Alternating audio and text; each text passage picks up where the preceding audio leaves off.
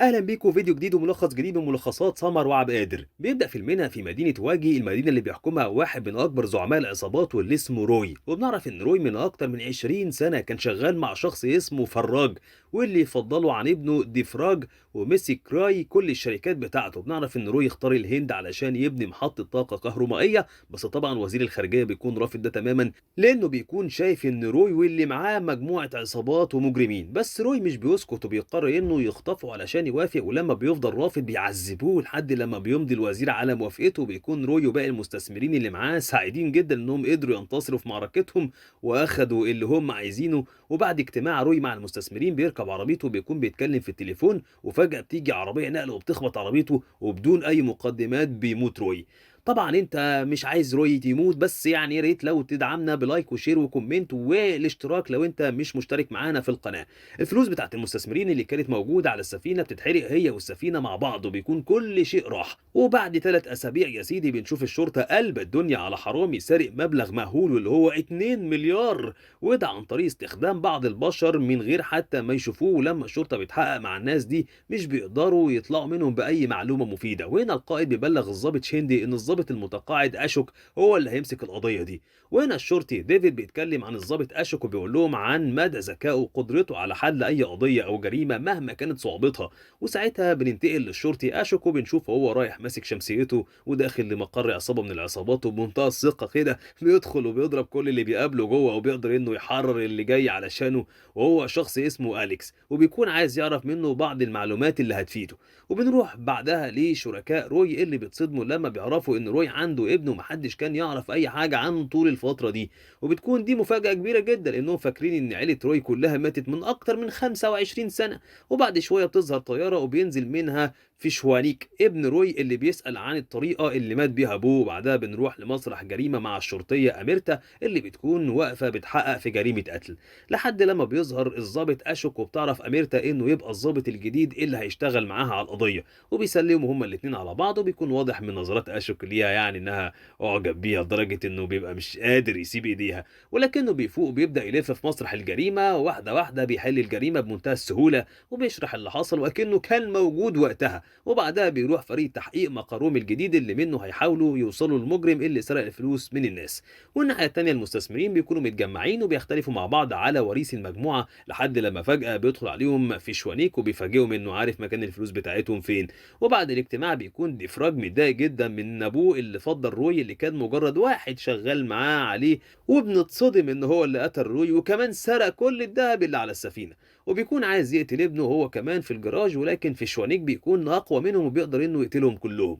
وتاني يوم المجموعة بيشوفوا الحرامي وهو موجود في مكان قريب منهم، علشان كده بيتحركوا بسرعة جدا علشان يمسكوه. وبنكتشف ان الضابط ديفيد بيشتغل مع الحرامي وبينبهه ان الشرطة جاية تقبض عليه. ولما بيوصل اشوك واللي معاه علشان يمسكه بيلاقيه هرب. وبعد شوية بياخد في الشونيك واحدة من المستثمرين اسمها كالكي لخزنة سرية، وبيفاجئها ان الخزنة دي فيها فلوس اكتر بكتير من اللي اتحرقت في السفينة. ولكن للاسف علشان يفتحوها هيكونوا محتاجين الصندوق الاسود اللي موجود في مدينة مومباي. والناحية التانية بالليل بيكون اشوك عرف مكان الحرامي وبيروح يستناه في ملهى ليلي، وبيقعدوا يتكلموا مع بعض. ومع شرب الحرامي الكتير بيستدرجوا اشوك وبيعرف منه انه عايز يوصل للصندوق الاسود علشان يبقى غني.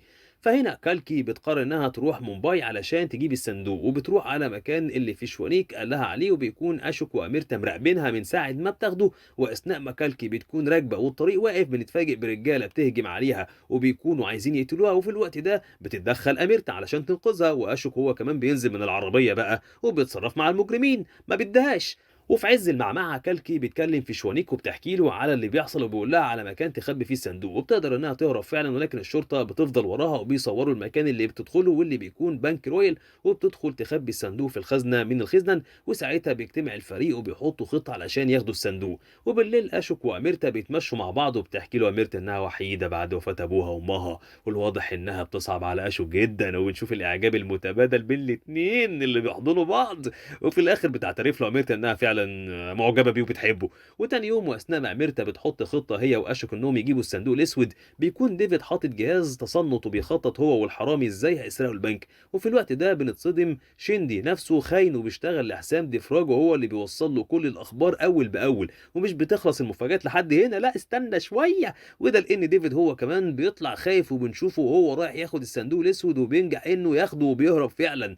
ولما بيجي الحرامي علشان ينفذوا اتفاقهم بيتصدم ان الخزنه فاضيه، وكمان الشرطه بتوصل علشان تقبض عليه. ولما بيحاول يهرب بيبص من الشباك بيشوف ديفيد، وساعتها بيعرف انه خاين وباعه، فبيجري وراه باقصى سرعه. ولكن بعد فوات الاوان وبيكون ديفيد هرب بكل حاجه. وبنتصدم كلنا لما بنشوف واحد من الشرطه بيكلم شيندي وبيقول له ان اللي معاهم طول الوقت ده مش هو اشوك الحقيقي. ولما بيبعت له صوره اشوك الحقيقي بنتفاجئ انه يبقى الحرامي اللي هم بيجروا وراه.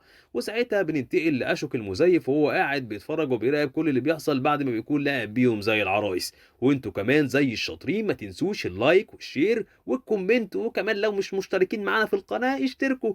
وبنشوفه وهو قايم ناحية اي صور او ادلة ممكن تتمسك ضده بيولع فيهم علشان ما يكونش عليه اي حاجة ممكن تدينه. وبعدها بيتحرك بالعربية ناحية الضابط اشوك الحقيقي وبيفضل يخبط فيه وهما الاتنين بيتحدوا بعض، لحد لما اشوك المزيف بيقدر انه يقلب عربيته وبينزل منها اشوك وهو متصاب اصابات خطيرة، ولكنه بيطلع مسدسه وكان على وشك يضرب المزيف، لحد لما بتتدخل اميرتا وبتضربه طلقه في رجله. بس هنا شيندي بيوصل وبيفهمها كل حاجه، وان اللي ضربته ده يبقى هو الضابط السري اشوك. فبتاخد اميرتا اكبر صدمه في حياتها لما بتبص للشخص اللي بتحبه وبتعرف انه يبقى شخص تاني خالص. وبنعرف ان طول الفتره دي والشخص ده يبقى هو الحرامي اللي سرق ال 2 مليار من الناس وما كانش حد يعرف شكله ولا هويته. فبيركب ديفيد العربيه معاه بسرعه وبيقربوا هما الاثنين، وبنتفاجئ ان ديفيد كل ده شغال لصالحه، وبنعرف ان اسمه يبقى ساهو. وبنشوف ان ديفيد ساعد ساهو انه ينتحل هيئه الضابط اشوك المتخفي، وبيقدر يعمل ده بخطه ذكيه جدا لدرجه ان حتى محدش شك فيه. ولما بتوصل اميرتا للمكان اللي كان مقر الفريق بتلاقي اميرتا الخاتم اللي كانت جايباه لساهو على الخريطه، وبتكون حزينه جدا. وتاني يوم بتوصل اخبار لفيشوانيك ان الصندوق الاسود اتسرق، ولكنه بيكون عارف انه موجود فيه جهاز تتبع وبيطلب من رجالته انهم يتتبعوه. وطبعا الناحيه التانيه ساهو بيكون هايص بعد ما نجح في مهمته بالفلوس اللي سرقها، وبعد ما بيخلص يومه وبيرجع على المكان اللي قاعد فيه بيتفاجئ بوابل من الطلقات اللي بتنزل عليه. ولما بيبص بيلاقي ميرتا موجودة عنده، وبتكون عرفت مكان من الخاتم اللي كان سايبه على الخريطة واللي كان محدد مكانه فيها، وبتقرب أميرتا عليه علشان تقتله. ولكن ساهو بيكون واثق انها مش هتعمل كده، وبيقول لها ساهو انه ممكن ما يكونش نفس الشخص اللي هي عرفته، ولكن الشيء الاكيد انه مشاعره ناحيتها هي. وبتعرف أميرتا انه فعلا بيحبها. ولكننا بنعرف انها بتكون اصلا متفقة مع الضابط اشوك علشان يقدروا يوصلوا للصندوق، لحد لما في يوم واثناء ما ساهو واميرتا واقفين مع بعض بيتصدم ساهو بطلقه بتنطر اميرتا بعيد عنه. لما بيدخل بقى الرجاله بيفضل ساهو يضربه بمنتهى القوه، لحد لما واحد من الرجاله بيخدر ساهو. مع الوقت قوته بتبدا تتلاشى وبيكون مش متزن تماما، ولما بيقع على الارض بيدخل عليه ديفراج اللي ورا كل اللي حصل له ده، وبيهدده بالموت لو ما نفذش كل اللي هيقول له عليه، وبياخده معاه اميرتا علشان يهدده بيها. وتاني يوم بيروح ساهو ومعاه رجاله ديفراج وبيحطوا خطه علشان يسرقوا الفلوس اللي في البنك كلها، وبيكونوا لابسين لبس عمال صيانه. وهنا اشوك هو كمان بيوصل للاسم وبيشوف الكاميرات وهي مغطيه كل حته. وتاني يوم بيأمر ديفراج رجالته يقتلوا اميرتا، وخلاص بيكون واحد من رجالته على وشك انه يقتلها، ولكن فجاه رجاله فيشوانيك بتدخل بالقناصه وبتقتل كل رجاله ديفراج، وبتكون اميرتا واقفه مستغربه جدا. وبنعرف لما فيشوانيك بيكلم ديفراج انه حط ايده في ايد ساهو بعد لما اتفقوا انه يرجع له الصندوق اللي هو عايزه بشرط انه ينقذ اميرتا، وبيطمنه انه ساهو دلوقتي ما بقاش وراه غير انه يدور عليها علشان يقتله. وبيبدا ساهو في تنفيذ خطته وبيعمل انفجار في مبنى البنك وبتوع الخزنه، لحد لما بتوصل العربيات اللي مستنياها تحت واللي بتاخدها وبتمشي، وبتحصل مطارده من الشرطه للعربيات دي. ولكن العربيات بتكون ضخمه ومصفحه ومفيش عربيه قادره تقف قدامها، وساعتها الشرطه بتستعين بشرطي لابس بدله طايره وهو اللي بيقدر يساعدهم. وبيكون ساهو ماشي بالموتوسيكل وبيحاولوا انهم يقتلوه، ولما القناص اللي في الطياره بيحاول يديله طلقه بتدخل اميرتا وبتحاول تمنعه، ولكنها بتقع ورجلها بتكون شابكه في الحبل. فهنا ساهو بيمسك الشرطه اللي لابسه البدله الطايره وبيفضلوا يضربوا بعض لحد لما بيدخلوا في مبنى، ولما بيسيطر عليه ساهو بياخد منه البدله وباقصى سرعه بيروح على اميرتا علشان ينقذها. وفي الوقت ده الشرطه بتفتح العربيات وبيتصدموا لما بيلاقوها فاضيه، وان ساهو كل ده بيضحك عليهم ويهرب الذهب من مكان تاني. وبتقدر الشرطه انها تقبض على ساهو، ولكن بسلطه شيندي بيقدر انه ينزله من العربيه ويخطفه، وبنعرف انه رايح بيه لقريه كارانا القريه الغنيه بالنفط والبترول.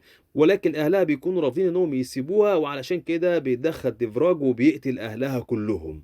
ورجاله ديفراج بيكونوا مروقين على ساو خالص وعمالين يضربوا فيه، ولكن ساو بيفوق وبيقدر انه يستجمع قوته وبيقف قصادهم، وبقوته بيقدر انه يهزمهم كلهم. والناحيه التانيه كالكي بتكون خايفه وبتقتل كل رجاله فيشوانيك وبتروح تسرق الصندوق الاسود، وعلى طول بتروح للخزنه علشان تفتحها. ولكنها بتاخد اكبر مفاجاه في حياتها لما بتلاقي الخزنه فاضيه وما فيهاش اي فلوس، وبتعرف كمان ان ساو يبقى هو الابن الشرعي الروي.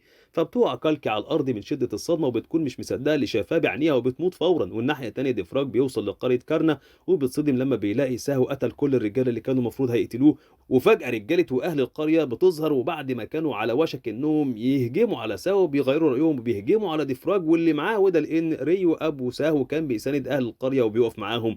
وبيحكي ساهو لديفراج إن ساعة ما هو خبطه بالعربية كان روي بيكلمه في التليفون، وكان بيوعده إنه هيعترف بيه بعد أكتر من 20 سنة بعاد عن بعض. وبيكون ساهو سمع الحوار اللي دار بينه وبين أبوه قبل ما يقتله بدم بارد ومن غير رحمة، وهنا بياخد ساهو من أهل القرية سلاح ومن غير أي تفاهم بيدخل وبيقتل ديفراج، ومش بيسيب حد ليه علاقة بالموضوع من غير ما ياخد جزاؤه، وبيفجر العربية بالظابط شيندي. وبيعدي وقت كل المستثمرين بيجتمعوا وبيعرفوا ان فيشوانيك مش هو ابن روي ولكنه كان بيساعد ساهو بس، وبيلاقوا ساهو داخل قدامهم، ولما بيقعد على كرسي ابوه الكل بيأيد القرار، وبيكون ساهو هو كبير المنظمة بعد ابوه ولكن في الخير مش في الشر. وبكده يكون خلص الفيديو بتاعنا النهارده من ملخصات سمر وعبد القادر. يا ريت ما تنسوش اللايك والشير والكومنت، ولو مش مشترك اشترك معانا في القناة.